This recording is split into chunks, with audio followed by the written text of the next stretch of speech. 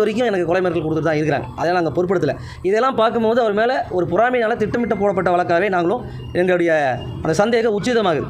இது சம்பந்தமாக இந்த வழக்கை வந்து பரிசீலனை செய்யணும், இந்த வழக்கை வந்து ரத்து செய்யணும் அப்படின்னு சொல்லி கடந்த 21ஆம் ஒரு கண்டன ஆர்ப்பாட்டம் செய்வதாக 25ஆம் கண்டன ஆர்ப்பாட்டம் செய்வோன்னு ஒரு அறிவிப்பு கொடுத்துருந்தோம்.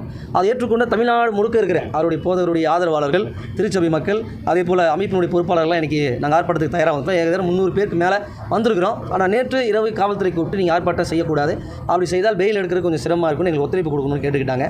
அதனால் நான் என்ன செய்கிறேன், இன்றைக்கி மாலை வரைக்கும் நீதிமன்றம் என்ன செய்யுது அப்படின்னு வெயிட் பண்ணுறோம். இவங்க தொடர்ந்து மீண்டும் அவருடைய காவல் எக்ஸ்டெண்ட் பண்ணுவாங்கன்னா, அதிகரிப்பாங்கன்னா, மாவட்டம் தழிய போராட்டத்தை வச்சிருக்கிற கோரிக்கை வைத்து நடத்துவோம் அப்படின்னு நாங்கள் தெரிவிச்சுக்கோம். அதாவது இப்போ யூடியூப் சேனல் நிறைய பேர் நடத்துகிறாங்க. அதில் ஒரு சில நபர்கள் வந்து பொய்யா பேர் கூட சொல்கிறாங்க. அந்த சேனல்லேருந்து எங்களை இந்த சேனல் நாங்கள் கூப்பிட்றோம், நீங்கள் வந்து எப்போ ஆர்ப்பாட்டம் பண்ணுறீங்க, எதுக்காக ஆர்ப்பாட்டம் பண்ணுறீங்க, ஒரு உலகத்தை சமூக விரோதிக்கு ஏன் பண்ணுறீங்கன்னு அப்படியே மெதுவாக ஆரம்பிக்கிறாங்க. ஆரம்பிச்சுட்டு அது நீங்கள் பண்ணுற நியாயமா, அவன் பண்ணுறது துரோகம் இல்லையா அப்படின்னு பேசி ஆர்ஸாக பேச ஆரம்பிக்கிறாங்க. நீங்கள் ஆர்ப்பாட்டம் நடத்தக்கூடாது. அப்போ நாங்கள் வந்து நீங்கள் ஆர்ப்பாட்டம் நடத்தணும்னு நினைக்கிறீங்களா, இல்லை வேண்டாம் நினைக்கிறீங்களான்னு கேட்டால் ஆர்ப்பாட்டம் நடத்தினே நடக்கிறது வேறு அப்படின்னு கொலை மிரட்டல் விடுறாங்க. சம்மந்தப்பட்ட சில எங்கள் பொறுப்பாளருக்கு இந்த மாதிரி தொடர்ச்சியாக யார் பேரெல்லாம் போட்டிருக்கிறோமோ நோட்டீஸில் அவங்கள அந்த ஃபோன் நம்பரை கூப்பிட்டு மிரட்டல் செய்து தான் பார்த்துருக்காங்க. ஏன்னா அந்த ஏற்கனவே அந்த சபையினுடைய அசிஸ்டன்ட் இருந்தார், அவருடைய அசிஸ்டன்ட் ஒருத்தர் இருந்தார், எட்வின் ரோஸ் அப்படிங்கிறவர் தான் அவர் அசிஸ்டன்ட் பாஸ்டர். அவர் மூலியமாக தான் இதெல்லாம் பண்ணிட்டு இருக்காங்க. ஏன்னா அவங்க அப்படி தான் சொல்கிறாங்க, நீங்கள் இன்னொரு வந்து அவர் கேட்டு தான் பண்ணுறீங்களா, இப்போ ஜான் ஜெபராஜுடைய ஆதரவாளர் நீ பணத்தை வாங்கிட்டீங்களா அப்படின்னு நாங்கள் ஒரு நல்ல மனதோடு தான் செய்கிறோம்.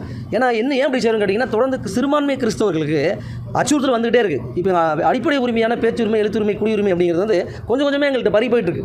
முன்ன கிறிஸ்துவனுடைய நற்செய்தியை கிராமங்களில் அறிவிச்சிட்டு இருந்தோம், ஆனால் இதை அறிவிக்க முடியல. இன்றைக்கி தொடர்ந்து கிறிஸ்துவ நிகழ்ச்சி நடத்த முடியல, பொதுக்கூட்டங்கள் நடத்த முடியல.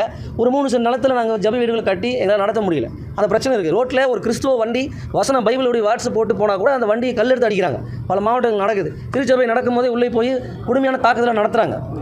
ஒரு முறை இதை பண்ணிட்டு தான் நாங்கள் பண்ணிட்டு இருக்கிறாங்க. அப்போ இது பார்க்கும்போது இப்படி வழக்குன்னா உடனே போய் வழக்கு கிறிஸ்துவ பாதிரி மேலே போட்டுறாங்க. ஒரு மாதத்துக்கு முன்னாடி இதே புகார் அந்த காவல் நிலையத்துக்கு போயிருக்கு. அப்போது நல்ல எண்ணத்தோடு பண்ணுற காவல்துறை என்ன பண்ணிருக்கணும், அப்போவே போஸ்கோவில் கவனமாக எடுத்துருக்கணுங்களே. டைவர்ஸ் கேஸ் வந்து பிறகு எடுக்கணும்னு என்ன காரணம்? இல்லை ஆதியத்தில் இல்லைங்க, நான் அதை பதிவு பண்ணல, ரெக்கார்ட் பண்ணல. இப்போ கூட வந்து 10 பேர் இருக்கிறாங்க, காரியம் இருக்குது. ஒரு வேளை வந்து நம்ம தலைமுறை ஆன்டிசூட் பெயில் வாங்கலான்னு கூட முடிவு பண்ணுறது தானே. இது எல்லா வழக்கிலையும் நடக்கிற சம்பவம் தானே. ஜான் ஜெபராஜ் மாத்திரம் இது பண்ணலையே. அவர் குழு இருந்திருக்கிறாங்க, அந்த குழு கொடுத்த ஐடியான்னு பேரில் அது போயிருக்கிறாரு. அவர் விட்டுட்டு போயிட்டாங்க, தனியாக சிக்க மாட்டேங்கிறார். அவ்வளோதான் இருக்குதுங்க. தேவைப்படும் போது நம்ம அதை அவரை கேட்டு வாங்கிக்கலாம். அந்த குழுட்டு சொல்லி லீகல் டீம்ட்டு சொல்லி பேசி வாங்கிக்கலாம். நம்ம செய்தியாளரும் இந்த செய்தியில் போட்டிருக்காங்க, அது அடிப்படையில் தான் நாங்கள் அதை சொல்கிறோம். அது இல்லாமல் ஜான் ஜெபராஜே சொல்லியிருக்காரு, சம்மந்தப்பட்ட நபரே வந்து யூடியூப் சேனலில் குரல் பதிவு ஒன்று போட்டிருக்காரு.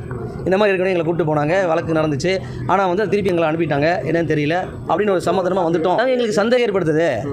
அன்றைக்கே பண்ணியிருந்தா அது பிரச்சனை இல்லைல்ல. ஜான் ஜெபராஜே சொல்கிறார், சம்மந்தமாக வந்து என்னை வழக்கு கொடுத்துருந்தாங்க, இப்போ புகார் கொடுத்துருந்தாங்க. அவங்க இப்போ கொடுத்துருக்க சம்மந்தப்பட்டவங்களே தான், அதே டீம் தான், அதே குரூப் தான். அவருக்கும் கொலை மிரட்டல் விட்டனால தான் ஊரை விட்டு ஓடிக்கிறார். நான் இங்கே இருக்கக்கூடாது அப்படின்ட்டு. திரும்ப என்னன்னாலும் பரவாயில்ல வரேன் அப்படின்னு சொல்லும் போது இந்த வழக்கு போட்டு அவர்